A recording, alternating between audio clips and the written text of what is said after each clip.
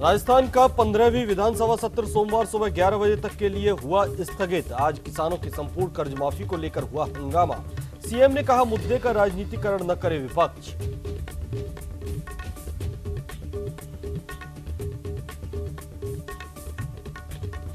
लोकसभा चुनाव को लेकर राजस्थान कांग्रेस ने की फीडबैक बैठक। झालावाड़ बारां लोकसभा क्षेत्र को लेकर हुई चर्चा। सीएम गहलोत समेत कई मंत्रीगण रहे मौजूद।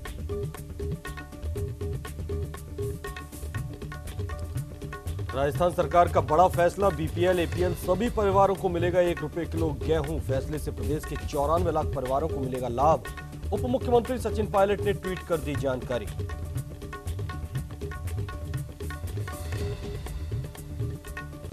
कोलकाता में 19 जनवरी को सीएम ममता बनर्जी की ब्रिगेड सभा का होगा आयोजन। झारखंड के पूर्व मुख्यमंत्री हेमंत सोरेन, उत्तर प्रदेश के पूर्व मुख्यमंत्री अखिलेश यादव, शरद पवार और एचडी देवगौड़ा पहुंचे कोलकाता।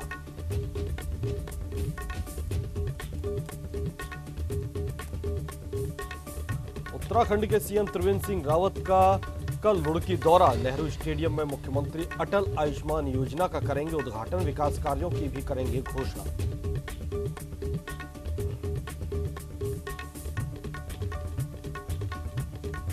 नमस्कार, आप देख रहे हैं न्यूज इंडिया और आपके साथ मैं हूं भानु दीक्षित। रुख करते हैं खबरों का। राजस्थान का 15वीं विधानसभा सत्र सोमवार सुबह 11 बजे तक के लिए स्थगित कर दिया गया है। आज किसानों के संपूर्ण कर्ज माफी को लेकर सदन में हंगामा देखने को मिला। वहीं सीएम गहलोत ने कहा, मुद्दे का राजनीतिकरण विपक्ष न करे।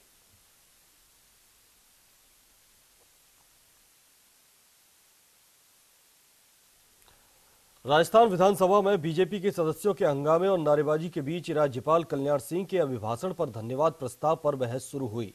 इससे पहले नियम 295 के तहत विशेष उल्लेख के जरिए निर्दलीय विधायक सुरेश टाक ने किशनगढ़ में पानी की समस्या पर अपने विचार रखे। मेवाराम जैन ने बाड़मेर जिले में अकाल और सूखे के बारे में सरकार का ध्यान आकर्षित किया, तो बानसूर की शकुंतला रावत ने यहां नगरपालिका बनाने की मांग की। इस दौरान बीजेपी के सदस्य वेल में हंगामा करते रहे। इस दौरान सदन 2 बार स्थगित हुआ।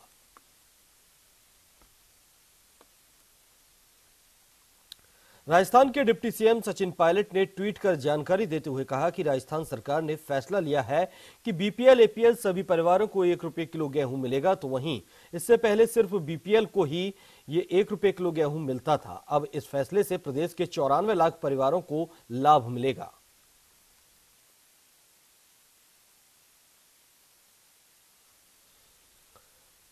राजस्थान विधानसभा में किसानों के मसले पर खूब राजनीति हुई। स्थगन प्रस्ताव के माध्यम से हुई इस बहस में पक्ष और विपक्ष में कई बार तकरार हुई। हंगामा हुआ, सदन स्थगित हुआ, लेकिन विपक्ष ने किसानों की संपूर्ण कर्ज माफी के मसले पर सरकार को घेरा और उससे सवाल पूछे। बहस की शुरुआत हनुमान बेनीवाल ने की।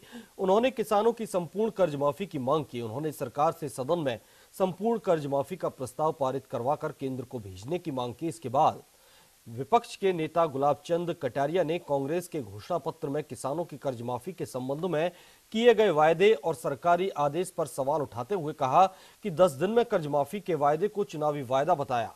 वहीं उनकी बहस के दौरान यूडीएच मंत्री शांति धारीवाल के हस्तक्षेप पर बीजेपी के सदस्यों ने हंगामा कर दिया।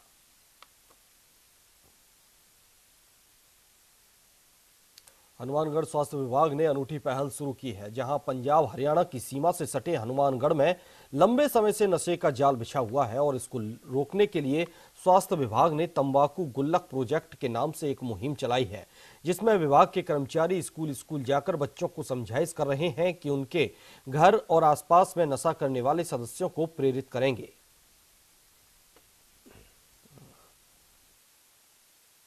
स्वास्थ्य विभाग इसमें सफल होता है। राज्य सरकार और केंद्र सरकार की जैसे योजनाएं जैसे सफल होगी, उनके लिए प्रयास किए जाते हैं। अगर इस योजना को भी सफलतापूर्वक प्रयास किए जाएंगे तो ये बहुत ही सक्षम होगी। मैं उम्मीद करता हूं कि हनुमानगढ़ हमारा नशे के क्षेत्र में मुक्त होगा और प्रत्येक बच्चा, प्रत्येक नागरिक हनुमानगढ़ जागरूक होगा।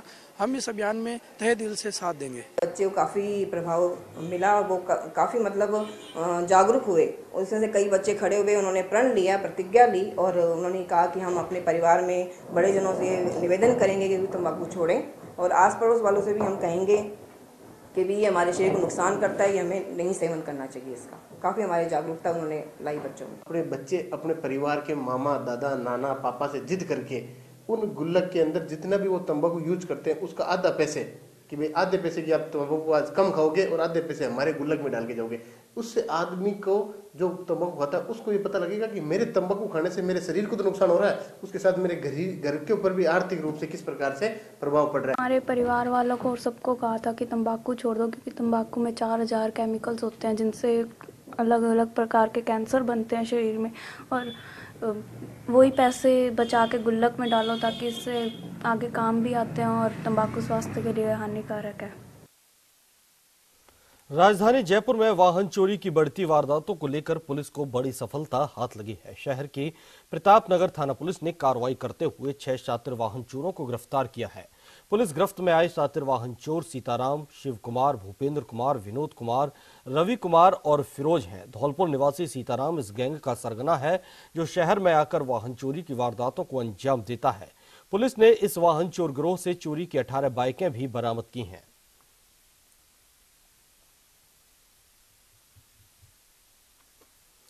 अब 5वीं और 8वीं कक्षा के बच्चों को अब वार्षिक परीक्षा देनी होगी और अयोग्य बच्चों को फेल भी किया जा सकेगा। निःशुल्क और अनिवार्य शिक्षा का अधिकार अधिनियम 2009 में संशोधन किया गया है। एक रिपोर्ट देखिए। 5वीं और 8वीं कक्षा में बच्चे भी हो सकेंगे फेल। केंद्रीय मानव संसाधन विकास मंत्री प्रकाश जावड़ेकर ने कहा, अभिभावकों की मांग पर उठाया कदम। अहम विधेयक को राज्यसभा में भी मंजूरी। आरटीई अधिनियम 2009 में संशोधन। केंद्र सरकार ने की अधिसूचना जारी। स्कूलों में 5वीं और 8वीं कक्षा के बच्चों को अब वार्षिक परीक्षा देनी होगी। स्कूल में 8वीं कक्षा तक के बच्चों को फेल न करने की नीति में बदलाव से जुड़े एक अहम विधेयक को राज्यसभा में भी मंजूरी देने के लिए सरकार ने इसकी अधिसूचना जारी कर दी है। वहीं केंद्र के इस फैसले को शिक्षक व अभिभावकों ने भी बच्चे के हित में बताया है। अधिसूचना में कहा गया है कि शिक्षा का अधिकार 2009 के माध्यम के तहत वंचित बच्चों को मौलिक शिक्षा देनी है।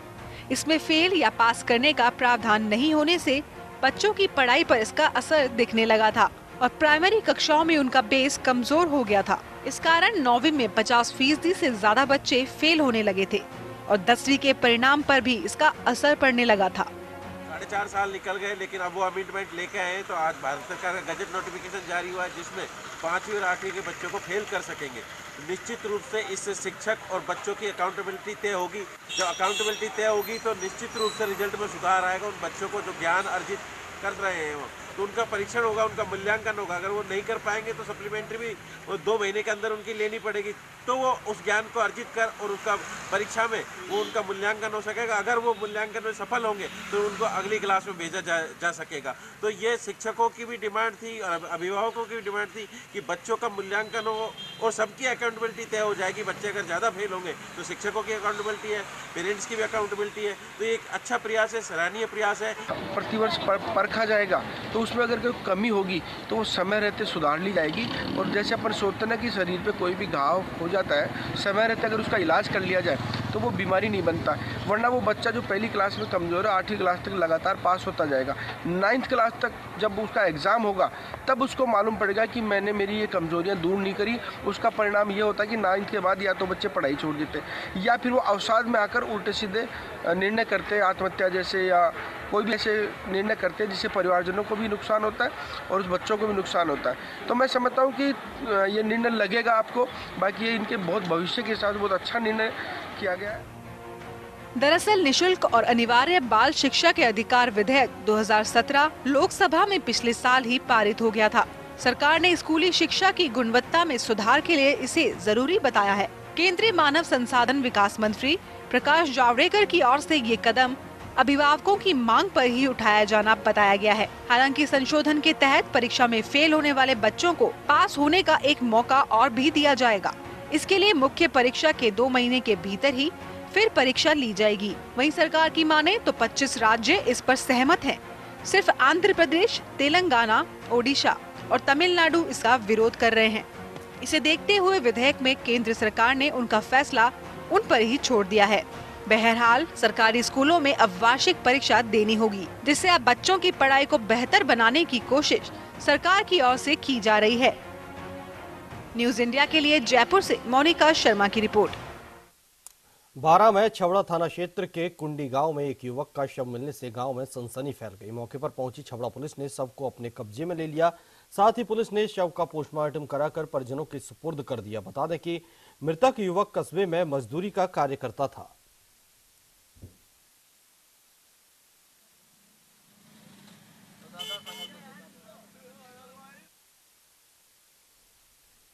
सनातन धर्म राजकीय महाविद्यालय ब्यावर एवं छात्र संघ की ओर से 2 दिवसीय सांस्कृतिक कार्यक्रम और छात्र संघ उद्घाटन कार्यक्रम का आयोजन किया गया। इस दौरान कार्यक्रम में राजसमंद सांसद हरिओम सिंह राठौड़ ने मुख्य अतिथि और प्राचार्य प्रोफेसर पशुराज देपाल ने बतौर अध्यक्ष कार्यक्रम में शिरकत की। वहीं कार्यक्रम को संबोधित करते हुए मुख्य अतिथि सांसद राठौड़ ने कहा कि शिक्षा पढ़ने की प्रक्रिया है जिससे लगातार सीखते रहना चाहिए।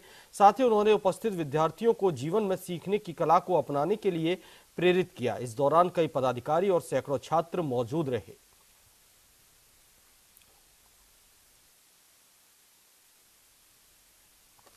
करौली के मासलपुर में डकैत रामलखन और साथियों द्वारा एलएनटी चालक से बर्बरता करने के मामले में पुलिस को बड़ी सफलता हाथ लगी है। मामले में पुलिस ने डकैत रामलखन के साथी और 10,000 रुपए के इनामी बदमाश श्रीनिवास गुर्जर को मासलपुर के जंगलों से गिरफ्तार कर लिया है। वहीं मामले में जानकारी देते हुए एसपी प्रीति चंद्रा ने बताया कि बीते दिनों मासलपुर क्षेत्र में एलएनटी चालक के साथ बर्बरता मामले का वीडियो वायरल हुआ था, जिसके लिए अतिरिक्त पुलिस अधीक्षक के नेतृत्व में कई टीमों का गठन कर कई थानों में वांछित अपराधी सक्रिय 10,000 रुपए के इनामी बदमाश श्रीनिवास को अवैध बंदूक और 3 जिंदा कारतूस सहित गिरफ्तार किया गया। फिलहाल गिरफ्तार किए गए आरोपी से पूछताछ जारी है।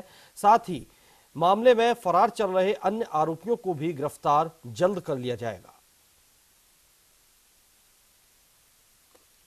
जोधपुर एम्स अस्पताल में स्वाइन फ्लू को लेकर एक लेक्चर कार्यक्रम का आयोजन किया गया। इस दौरान जोधपुर एम्स मेडिकल कॉलेज भवन के लेक्चर थिएटर नंबर 1 में स्वाइन फ्लू के बचाव और रोकथाम की जानकारी दी गई। इस दौरान एम्स अधीक्षक डॉक्टर सिन्हा सहित कई चिकित्सक और कई गणमान्य मौजूद रहे।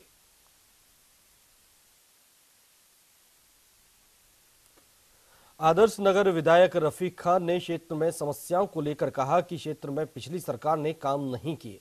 जनता के हित के सारे काम करने के प्रयास किए जाएंगे। क्षेत्र में गंदगी और पानी की समस्याएं हैं, उन्हें दूर करने के प्रयास किए जाएंगे।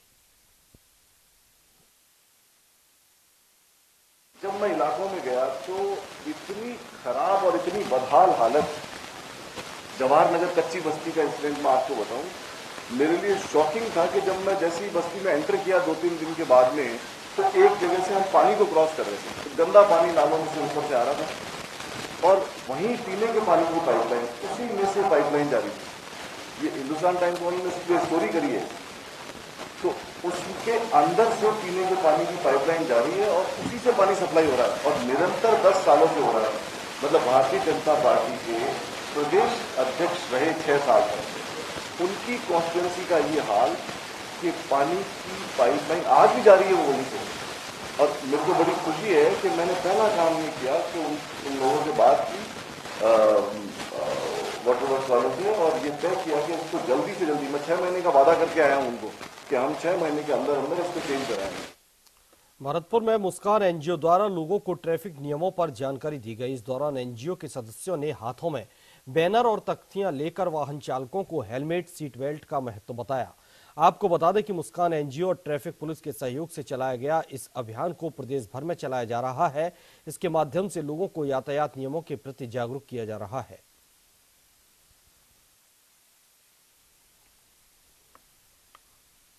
भरतपुर में बीते दिनों शहर के लक्ष्मण मंदिर चौराहे पर ट्रैफिक पुलिसकर्मी ने सिख समाज के युवक की पिटाई कर दी थी, जिसके बाद आक्रोशित सिख समाज के लोगों ने श्री गुरु सिंह सभा के अध्यक्ष इंद्रपाल सिंह पाले के नेतृत्व में पुलिस अधीक्षक हैदर अली जैदी के नाम ज्ञापन सौंपा। समाज ने ज्ञापन में पुलिसकर्मियों पर सिख समाज की भावनाओं को आहत करने का आरोप लगाया और कार्रवाई की मांग की, जिसके बाद मामले की एसपी जैदी ने तत्काल प्रभाव से संबंधित ट्रैफिक पुलिसकर्मी को सस्पेंड कर दिया। बात हुई थी तो एसपी साहब कल थे नहीं है, आज आए तो उन्होंने आते ही उस कर्मचारी को तो सस्पेंड कर दिया है। लेकिन हमारी मांग ये है कि उसके खिलाफ एफआईआर और जो भी कानूनी कार्रवाई है कानूनी कार्रवाई की जाए। उनके साथ जो एक अन्य व्यक्ति था उसकी भी जांच की जाए और उसको भी कानून के हिसाब से जो उसको सजा मिलनी चाहिए सजा मिलनी चाहिए। ये एक वीडियो वायरल हुआ है, उसमें मैं कल दिल्ली गया हुआ था, तो मुझे रास्ते में सूचना मिली, एडिशनल साहब ने सूचना दी थी, और उसके बाद वीडियो मैंने देखा तो मुझे उसमें मैंने पाया कि जो हमारा हेड कांस्टेबल है उसने एक जो व्यक्ति हैं जो सिख समाज से हैं उनके साथ बदतमीजी हो रही है और उनके साथ मारपीट भी हुई है। इस पर मैंने संज्ञान लिया और शाम को लौट कर मैंने उनको सस्पेंड कर दिया और जांच जो है वो एडिशनल एसपी हमारे वो हेडक्वार्टर है उनको दी। और हम इसमें अपेक्षा करेंगे, सब कांस्टेबल्स को ब्रीफ करेंगे कि इस प्रकार की घटनाएं भविष्य में न हो। बारां में देवरी कस्बे में चिकित्सा विभाग की लापरवाही सामने आई है। दरअसल सरकारी अस्पताल में नसबंदी शिविर का आयोजन किया गया। इस दौरान यहां ऑपरेशन कराने आई महिलाओं को गैलरी में नीचे फर्श पर ही लेटा दिया गया। साथ ही परिजन महिलाओं को स्ट्रेचर के बदले हाथों से लटका कर ले जाते हुए नजर आए, जिससे अस्पताल प्रशासन की व्यवस्थाओं की पोल खुलती हुई नजर आई। वहीं मामले में बीसीएमओ भीम सिंह बागड़ी शाहबाद ने बताया कि कलेक्टर साहब की मीटिंग थी, इसलिए हम बारां आए हुए हैं और यहां तक महिलाओं को फर्श पर लेटाने की बात है तो अगर अपग्रेड हो जाए और कमरे बन जाएं, अस्पताल की व्यवस्था सुधर सकती है।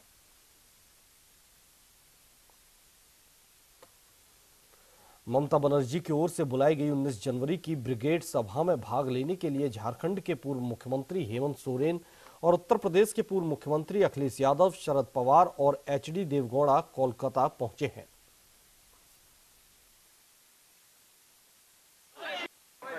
एक तो नीचे राज्यों में भी हुआ है, अभी ऐसे ऑपरेशंस है आप देख सकते हैं जहाँ लगभग सभी अपोजिशन एक साथ आपको देखने को मिले होंगे। डेफिनेटली एक मिशन है प्रेजेंट पॉलिटिकल सिनेरियो में। Bharatiya Janata party country wide and states में भी जो उनके परफॉर्मेंस है, जो उनके काम करने के तरीके हैं, जो उनके विचार हैं, मुझे लगता है कि ना अब देश को सूट कर रहा है ना यहाँ के लोगों को सूट कर रहा है। सो एक ताकत को इकट्ठा करने का एक प्रयास है। प्रदेश के मुख्यमंत्री त्रिवेंद्र सिंह रावत एक दिवसीय दौरे पर रुद्रप्रयाग पहुंचे। इस दौरान सीएम दिगधार के निर्माणाधीन सैनिक स्कूल का निरीक्षण कराने पहुंचे। उसके बाद जनपद मुख्यालय पर भाजपा के कार्यालय भवन निर्माण का भूमि पूजन कर शिलान्यास किया गया। सीएम ने नए बस स्टैंड पर अटल आयुष्मान उत्तराखंड योजना का शुभारंभ कर 78 करोड़ रुपए की लागत से बनने वाली विकास की करीब 25 योजनाओं का शिलान्यास किया। कार्यक्रम के बाद मुख्यमंत्री त्रिवेंद्र सिंह रावत ने स्थानीय वेंडिंग पॉइंट में भाजपा कार्यकर्ता पदाधिकारियों की बैठक ली और सरकार की योजनाओं को घर घर पहुंचाने की बात कही। साथ ही आगामी चुनावों के लिए तैयार रहने की बात कही। मैं सैनिक स्कूल के बारे में मुझे माननीय विधायक जी ने बताया था और इसलिए मैंने ये सोचा कि मुझे उसका एक बार निरीक्षण करना चाहिए और जिलाधिकारी जी ने कुछ पूरी रिपोर्टिंग शुरू की है। उसमें जो कुछ भी अनियमितता हुई है, भ्रष्टाचार हुआ है, उस पर तो जांच हो ही रही है, लेकिन हाँ, हम उस सैनिक स्कूल को बनाएंगे, उस पर काम हम प्रारंभ करेंगे ताकि आने वाले समय में वहाँ पर सैनिक स्कूल चल सके। ये हमारी मैं समझता हूँ कि सरकार ने ही उसको शुरू किया है। सरकार दूसरी थी, कौन थी, लेकिन हम उसको सैनिक स्कूल वहाँ पर संचालित करने का काम करेंगे। केंद्र व प्रदेश सरकार का स्वच्छता अभियान बरेली में दम तोड़ता नजर आ रहा है। सरकार खुले में शौच मुक्त कराने के लिए करोड़ों रुपए खर्च कर रही है और हर घर शौचालय हो, इसलिए विभिन्न माध्यमों से लोगों को जागरूक करने का काम भी कर रही है। वहीं प्रशासनिक अधिकारी सरकारी योजनाओं को सफल बनाने के बजाय पलीता लगाने में जुटे हैं। प्रार्थना पत्र आए तो इसकी जांच जो है वो संबंधित वीडियो और रेडियो पंचायत को दी गई है। अलग अलग ब्लॉक यहाँ पे आंवला तहसील में 3 ब्लॉक है, आलमपुर, जाफराबाद, मरिसवा और रामनगर। तीनों रेडियो पंचायत को बुला के इस बारे में उनको संज्ञान में भी दिया गया है कि इस तरीके की शिकायतें आ रही हैं जिसका निस्तारण है। बाकी इस संबंध में बीडीओ साहब से और सीडीओ साहब से भी वार्ता चल रही है।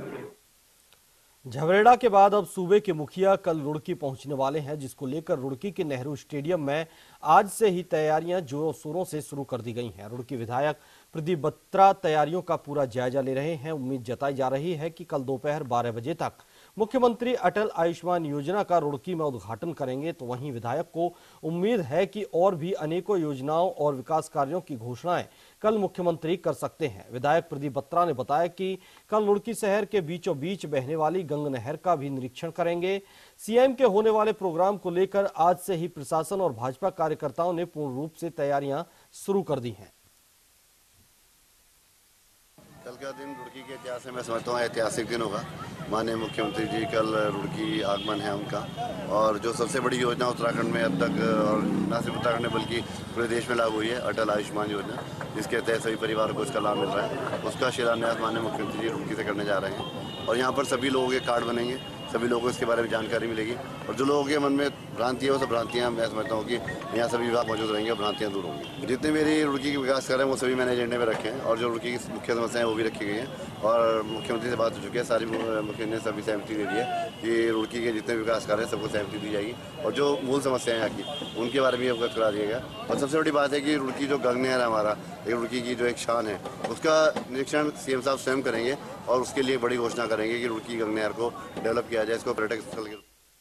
लालकुआं रेलवे स्टेशन पर पहुंचे पूर्वोत्तर रेलवे के डीआरएम दिनेश कुमार सिंह ने पूरे स्टेशन का निरीक्षण किया। इस दौरान स्टेशन के विस्तारीकरण कार्य में ही हो रही देरी पर उन्होंने संबंधित कर्मचारियों को फटकार लगाई। साथ ही कई स्थानों पर सफाई व्यवस्था दुरुस्त न मिलने पर उन्होंने कर्मचारियों को तत्काल सफाई व्यवस्था दुरुस्त करने के निर्देश दिए। इस दौरान उन्होंने बताया कि ये उनका रूटीन निरीक्षण है। इससे पूर्व उन्होंने रामपुर रेलवे स्टेशन का निरीक्षण किया और उसके बाद लालकुआं पहुंचे। हम लोग रामपुर से निरीक्षण करते हुए आ रहे हैं यहाँ तक, तो बीच में ट्रैक वगैरह के जो भी संरक्षा से संबंधित कार्य थे उनको देखा गया है, और स्टेशनों पे जो यात्रियों की सुविधा से संबंधित जो कार्य हैं उनका निरीक्षण किया है मैंने। तो यहाँ पे अभी रंगाई पुताई वगैरह में और वैसे हम सुधार कर रहे हैं, लेकिन अभी करने की ज़रूरत है। उसके अलावा जो भी छोटे मोटे जो चीज़ें हैं जो स्वच्छता वगैरह से संबंधित हैं उनको बता दिया गया है, वो किया जाएगा।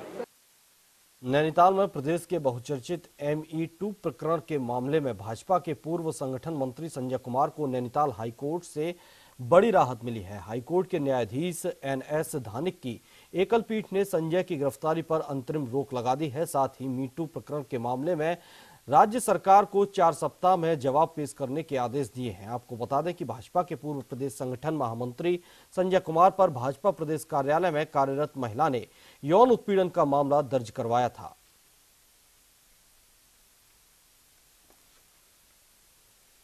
रुड़की में NH 58 पर एक चलती कार आग का गोला बन गई। इस दौरान कार चालक ने चलती कार से कूदकर अपनी जान बचाई, तो वहीं आग लगने की सूचना पर दमकल ने मौके पर पहुंचकर आग पर काबू पाया। आग का कारण शॉर्ट सर्किट बताया जा रहा है।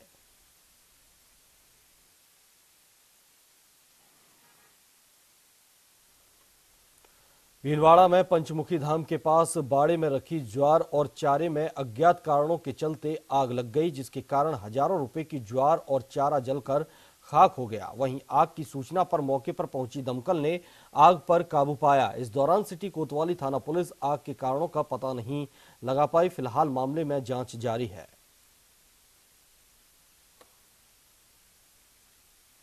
इस बुलेटिन में फिलहाल इतना ही। देखते रहिए न्यूज़ इंडिया।